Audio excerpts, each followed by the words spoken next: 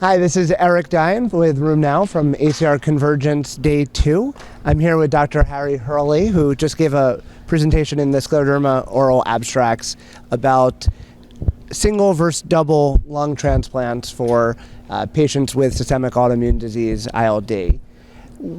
Tell me, before we get to your study, I'm not familiar about how do we choose who gets a single and who gets a double lung transplant?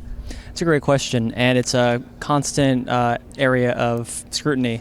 There are multiple considerations. One is indication. Some patients can only get a double lung transplant, like if you have cystic fibrosis or pulmonary artery hypertension, you have to get 2 lungs. A lot of other indications are fine with 1, but we've always wanted to know, is it better to give a patient 2 lungs? The benefit of having a single lung transplant, of course, being another patient can get 1 too, and it is a less morbid procedure. And tell me, for patients with systemic autoimmune disease, what did you find about the difference between single versus double lungs? So we examined mortality at 1 year as well as 30 days and 3 years, and we saw no difference in mortality in SARD-ILD patients after whether they received a single or a double lung transplant. And this is for all comers. So you looked at, you said mostly systemic sclerosis. Were you able to look within within those groups more specifically, or this is just all patients with systemic autoimmune? So we lumped them all together. We had the greatest sample size that way.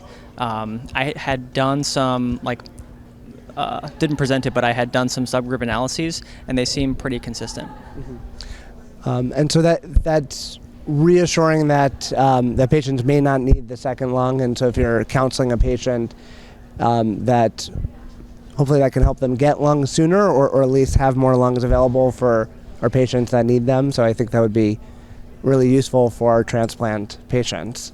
Yeah. That's wonderful. I think this is a really useful study. I think it's an area that we have a lot of patients that we send them to the transplant. We're not sure exactly how they're best managed and what to do. So I think this is really useful, helpful information.